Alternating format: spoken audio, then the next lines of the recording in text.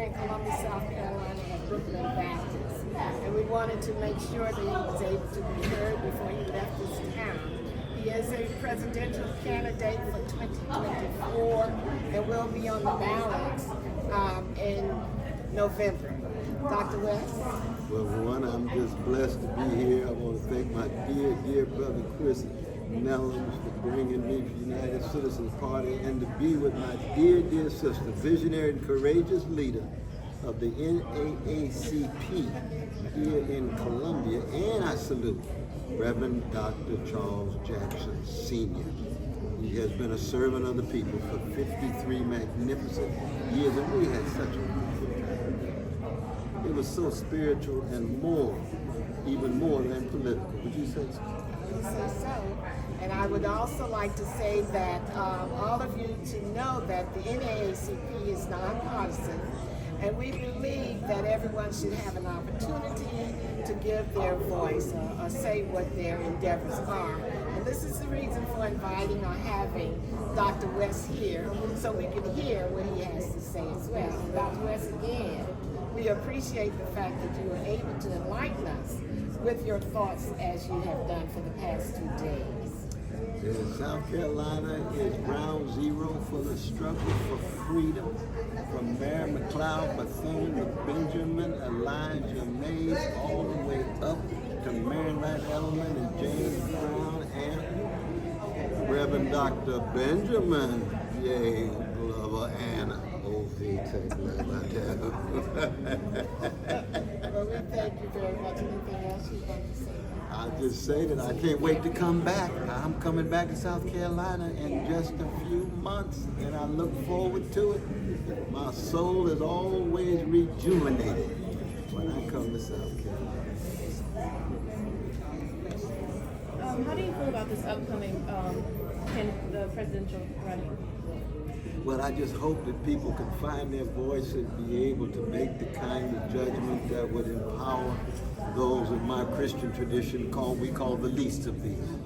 To zero in on the plight of the poor and working people, and not to be distracted by some of the actions of the billionaires, the multimillionaires. We got to focus on those slashed off called everyday people.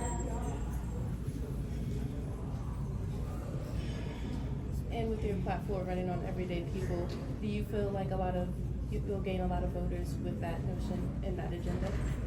I hope so. That's what we're after. Well, we're trying to bear witness and be a witness.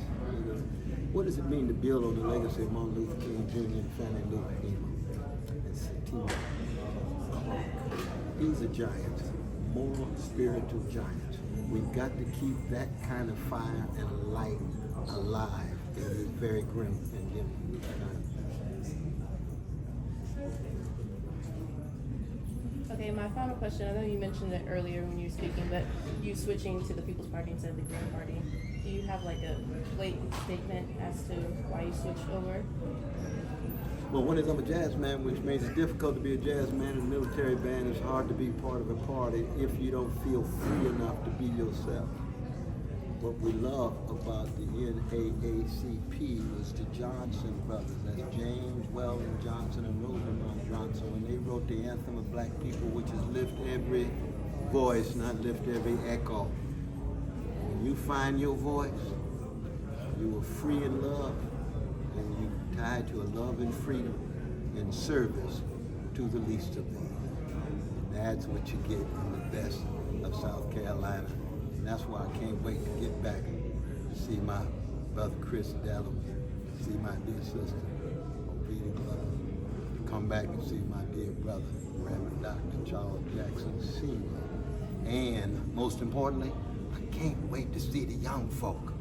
We want to go to the colleges, high schools, to make sure they have access to the greatness of a black people who can love in the face of hatred and still change the world in the face of a world that seems as if out of control. And my last and final question is, traditionally, especially black voters, they tend to vote Democrat. How do you hope to sway people to possibly be open-minded to voting outside that party? You always speak to people's hearts, minds, and souls, and let them make up their own mind.